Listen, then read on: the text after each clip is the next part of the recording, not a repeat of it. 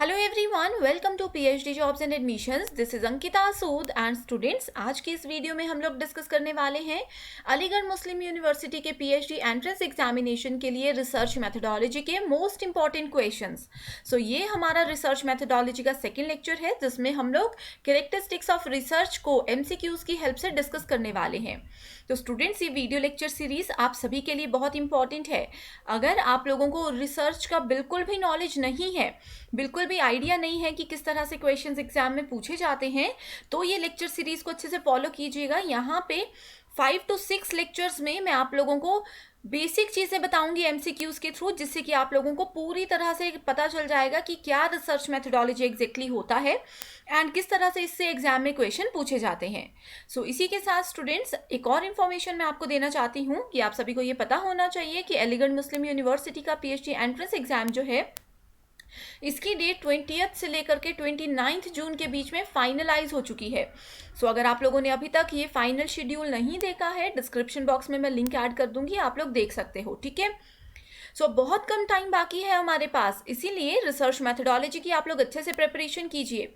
आप सभी को मैं बता दूं कि इस एंट्रेंस एग्जाम में हमारे पेपर पैटर्न को 2 सेक्शंस में डिवाइड किया जाएगा, paper A and paper B. ठीक है, पेपर बी तो हमारा सब्जेक्ट सेंट्रिक होता है एंड पेपर ए होता है कॉमन। इसमें रिसर्च मेथोडोलॉजी से 40 क्वेश्चंस पूछे जाते हैं।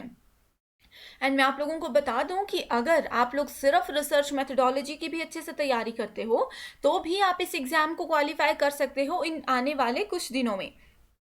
सो कैसे उसकी तैयारी करनी है, इसके लिए हम आपके लिए एक कंप्लीट कॉम्प्रिहेंसिव कोर्स लेकर आए हैं।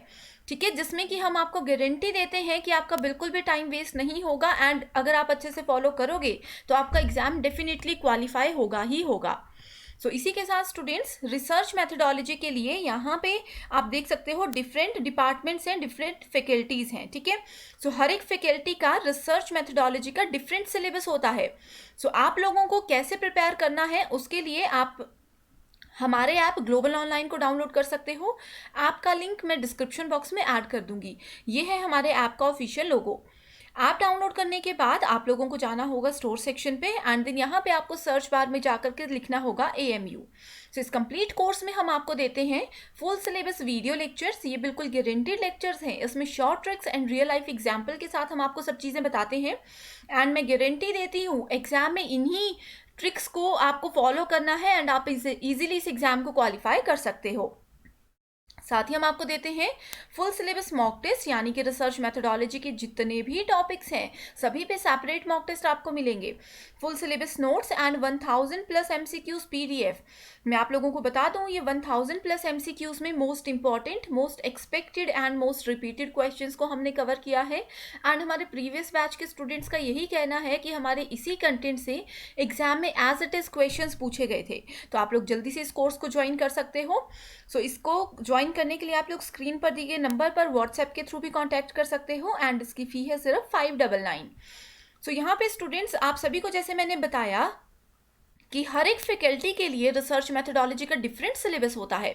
सो आपको क्या करना है, आपको कॉमन सिलेबस नहीं पढ़ना है, आपको डायरेक्टली क्या करना है, इस ऐप में ओवरव्यू के बाद कंटेंट सेक्शन में जा करके इस तरह का एक इंटरफेस नजर आएगा। ठीक है, सो यहाँ पे आप देख सकते हो कि अगर आप लोग फैकल्टी ऑफ एग्रीकल्चर साइंस से बिलोंग करते हो तो यहाँ पे आपके सब्जेक्ट के अकॉर्डिंग, आपके सिलेबस के अकॉर्डिंग रिसर्च मेथोडोलॉजी का कंप्लीट कोर्स प्रेजेंट किया गया है। आप लोग इसको फॉलो करो, डेफिनेटली एग्जाम क्वालिफाई होगा। सो अगर आप लोग फैकल्टी ऑफ कॉमर्स से बिलोंग करते हो तो डायरेक्टली आपको इसी फोल्डर पे जाना है, आपका सारा कंटेंट यहीं मिलेगा। ठीक है, हमारा मेन फोकस इसी चीज़ पे है कि स्टूडेंट्स को अपना कंटेंट तैयार करने के लिए, अपने नोट्स ढूंढने के लिए यहाँ वहाँ अलग अलग प्लेटफॉर्म्स में ना जाना पड़े, एक ही जगह पे उनको प्रॉपर गारंटीड स्टडी मटेरियल मिल जाए। तो जल्दी से स्क्रीन पर दिए गए नंबर पर आप लोग व्हाट्सएप के थ्रू कांटेक्ट कर सकते हो एंड साथ ही हमारा व्हाट्सएप ग्रुप भी ज्वाइन कर सकते हो, जिसमें हम लोग आपकी क्वेरीज का भी सॉल्यूशन आपको देते हैं। तो चलिए शुरू करते हैं। हमारा आज का पहला क्वेश्चन है, सेलेक्ट द करेक्ट स्टेटमेंट। तो यहाँ पे आज जैसे मैंने आप लोगों को बताया कि कैरेक्टरिस्टिक्स ऑफ रिसर्च से रिलेटेड क्वेश्चंस हैं। ठीक है, सो करेक्ट स्टेटमेंट बतानी है कौन सी है एंड मैं बता दूं ये प्रीवियस ईयर क्वेश्चन ही मैंने ऐड किया है। ठीक है, research should focus on priority problems. अब हमारे पास इसमें बोला गया है मल्टीपल प्रॉब्लम्स हैं एंड ये भी बोला गया है कि रिसर्च हमेशा उसी प्रॉब्लम का सॉल्यूशन ढूंढने में करनी चाहिए जो प्रायोरिटी है, जिसका सॉल्यूशन जनता, जिसका सॉल्यूशन पब्लिक सबसे पहले चाहती है, जो सबसे मेजर प्रॉब्लम है, उसी पे रिसर्च हमें करनी चाहिए। नेक्स्ट है the research should be structured and logical, यानी कि ये जो होती है एक स्ट्रक्चर्ड फॉर्मेट होता है रिसर्च का, एक पूरा जो प्रोसेस होता है इसका एक स्ट्रक्चर होता है जिसको हम लोगों को फॉलो करना होता है। कुछ लॉजिक्स होते हैं, तभी हम लोग रिसर्च कर सकते हैं, तभी हम लोग किसी प्रॉब्लम का सॉल्यूशन ढूंढ सकते हैं। The research should be action oriented, यानी कि क्रिया उन्मुख होनी चाहिए अनुसंधान। एक्शन ओरिएंटेड का मतलब है कि कोई प्रॉब्लम है, अगर उसका सॉल्यूशन हम चाहते हैं तो सोचने से कुछ नहीं होगा, हम लोगों को उसके अगेंस्ट एक्शन लेना ही चाहिए कि किस तरह से हम इसके सॉल्यूशन तक पहुंच जाएं, वो सारे स्टेप्स हम लोगों को फॉलो करने चाहिए। ठीक है, एंड लास्ट ऑप्शन है ऑल ऑफ द अबव। बहुत इजी क्वेश्चन है, प्रीवियस ईयर क्वेश्चन है, तो इसका आंसर देखते हैं। आंसर है ऑप्शन नंबर 4। ठीक है, सो ये जो है ये रिसर्च की कैरेक्टरिस्टिक्स होती है। ठीक है, ये प्रॉपर्टीज भी हम इसको बोल सकते हैं, कैरेक्टरिस्टिक्स भी बोल सकते हैं, तो अच्छे से इसको आप लोग नोट कर लीजिए। एंड मैं आप लोगों को बता दूं स्टूडेंट्स कि अगर आप लोग हमारा व्हाट्सएप ग्रुप ज्वाइन करते हो एंड आप लोगों को ये PDF एज इट इज भी वहाँ पे मिल जाती है अगर आप इस कोर्स को ज्वाइन करते हो तो। ठीक है, नेक्स्ट क्वेश्चन है which of the following statement is correct. Again यहाँ पे कैरेक्टरिस्टिक से रिलेटेड क्वेश्चन है। पहली स्टेटमेंट में बोला गया है डिस्कवरीज आर रिसर्चेस, यानी कि जो हम खोज करते हैं किसी चीज़ की डिस्कवरी करते हैं वही रिसर्च होती है। ठीक है, जैसे मान लीजिए हम बोलते हैं कि पर्सन ए ने किसी साइंस के फील्ड में एक नई डिस्कवरी की, एक नई खोज की। ठीक है, तो वो क्या होता है, वो रिसर्च होता है या नहीं होता है। नेक्स्ट है रिसर्चेस लीड टू डिस्कवरी। यहाँ पे बोला है, देखो अब कंफ्यूज होते हैं बहुत से स्टूडेंट्स, इसमें बोला है कि रिसर्च डिस्कवरी ही रिसर्च होती है, एंड इसमें बोला गया है कि रिसर्चेस लीड टू डिस्कवरी, यानी कि जो रिसर्चेस होती हैं वो हमें खोज की ओर, डिस्कवरी की ओर लेकर जाती हैं, एक प्रोसेस होता है ये डिस्कवरी की ओर जाने का। नेक्स्ट है invention and research are related. अब हम कोई नया आविष्कार करते हैं और रिसर्च करते हैं, ये दोनों एक दूसरे से रिलेटेड हैं, या फिर नन ऑफ दी अबव। ठीक है, सो ये क्वेश्चन भी प्रीवियस ईयर क्वेश्चन है, मैं आप लोगों को बता दूं। इसका राइट आंसर है option number 2, that is researches lead to discovery. ये कैसे पॉसिबल है, अगर हमारे पास कोई प्रॉब्लम है, ठीक है, हमें लगता है कि बहुत सी पब्लिक इस प्रॉब्लम का सॉल्यूशन ढूंढ रही है, उनको इसका सॉल्यूशन चाहिए, तो हम इस प्रॉब्लम का सॉल्यूशन ढूंढने के लिए क्या करेंगे, रिसर्च करेंगे। अब रिसर्च करते करते करते हम इतने लेवल पे पहुंच जाते हैं कि हम एक नई डिस्कवरी कर लेते हैं, that means researches lead to discovery. अगर हम रिसर्च ही नहीं करते, कोई साइंटिस्ट है अगर वो रिसर्च ही नहीं करते, तो क्या नई कोई खोज होती, कोई नई डिस्कवरी होती, बिल्कुल भी नहीं होती। ठीक है, सो इस तरह से आप लोगों ने थोड़े से लॉजिक लगाने हैं, क्वेश्चंस बहुत इजी होते हैं।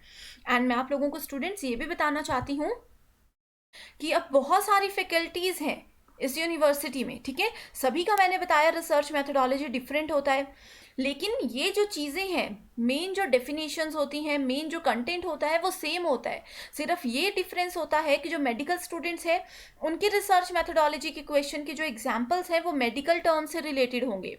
इंग्लिश वाले अगर कोई है तो इंग्लिश के किसी कोर्ट से रिलेटेड उन लोगों से क्वेश्चन पूछा जाएगा, होगा वो रिसर्च का ही, बस एग्जाम्पल में वो टर्म्स यूज की जाएंगी। ठीक है, सो आप लोग अच्छे से इन लेक्चर्स को फॉलो कीजिए।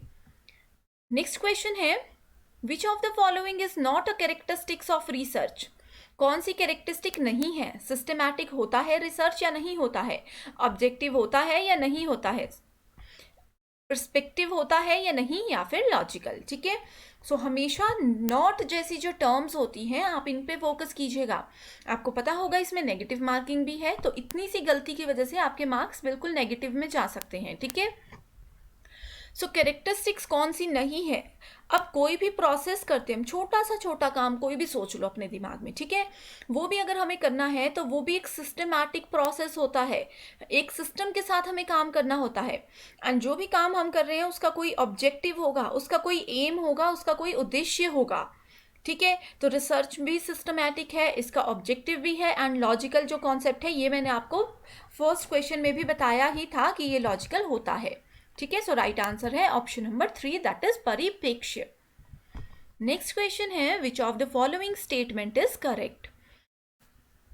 तो स्टूडेंट्स आप बोलोगे कि यहाँ पे करेक्ट इनकरेक्ट से रिलेटेड इक्वेशंस है, तो मैं आपको बता दूं, इन क्वेश्चंस की हेल्प से मैं आपको बताना चाहती हूँ कि रिसर्च क्या है, रिसर्च के क्या क्या कैरेक्टरिस्टिक्स एंड ऑब्जेक्टिव्स हो सकते हैं। ठीक है, सो आते हैं क्वेश्चन पे। In research objectives can be worded in question form.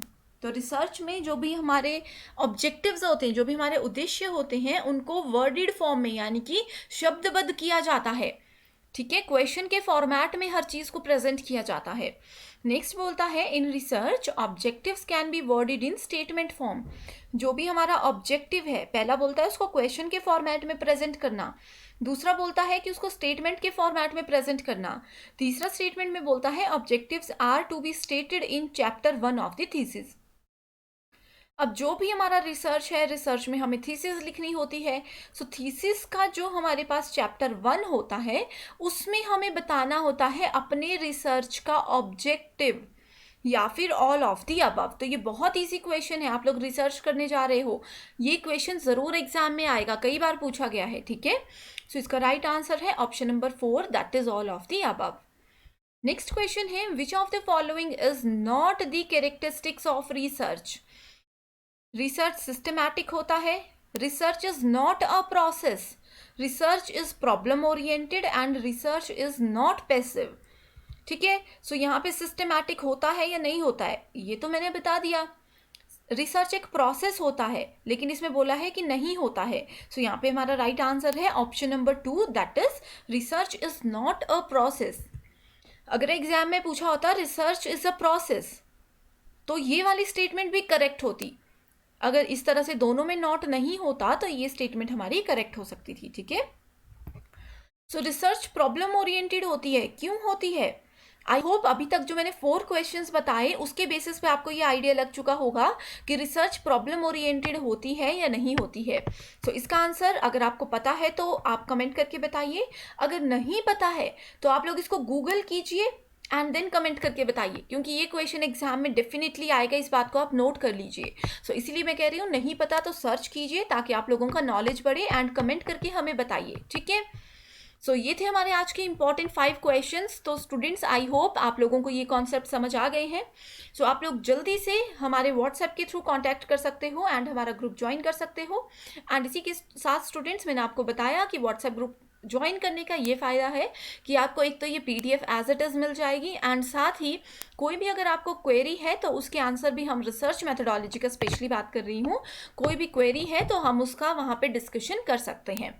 सो आज के लिए सिर्फ इतना ही। Thank you so much and I wish you all the very best.